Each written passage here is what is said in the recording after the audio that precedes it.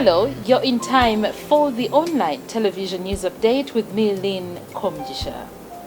The government started giving legislators cars during the National Resistance Council, the first parliament of the National Resistance Army.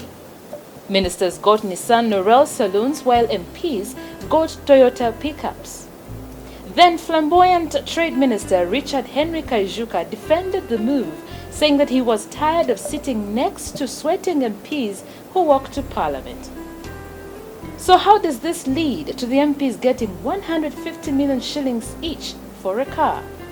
MPs continued getting mileage, and in the 9th Parliament, they were also given a one-off grant of 103 million shillings to buy cars of their choice. In the 10th Parliament, the figure has risen to 150 million shillings each for over 425 MPs, amounting to 64 billion shillings. Interestingly, even ministers who are fully facilitated with chauffeured, fueled and fully serviced cars will also get the car grant, including ministers without a constituency. Furthermore, the Treasury says that there is not enough money and wants to split the grant in 2 financial years, while the Tax Authority wants to tax the grant the way it taxes all incomes paid to workers in Uganda. MPs say they cannot pay tax on the 150 million grant because the car sale price includes tax. Of course, nobody can be exempted from income tax just because they pay transaction or indirect taxes, as everybody does, or the government would simply collapse. The leadership of the biggest opposition party, the Forum for Democratic Change, wants the members of parliament to be given the car money as a loan deductible from their salaries. But this will not happen because MPs are not everybody. They are MPs, so they make the rules for everybody and themselves.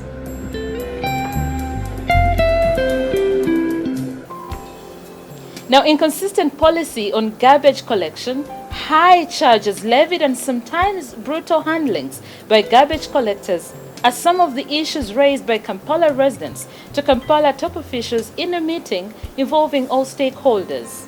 The Lord Mayor Elias Lukwago, backed by the capital city minister Betty Kamya, resolved that the tendering process be overhauled.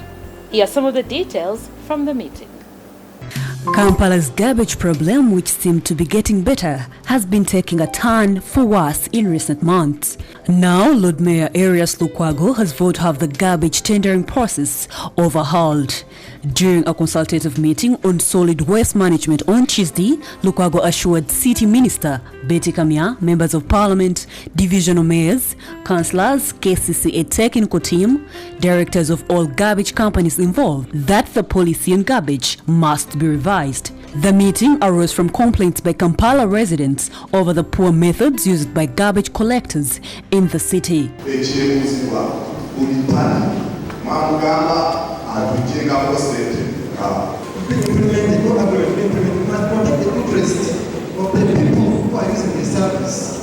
So when people from Rwanda approach me as some of these people, and these are numbers of areas that are established.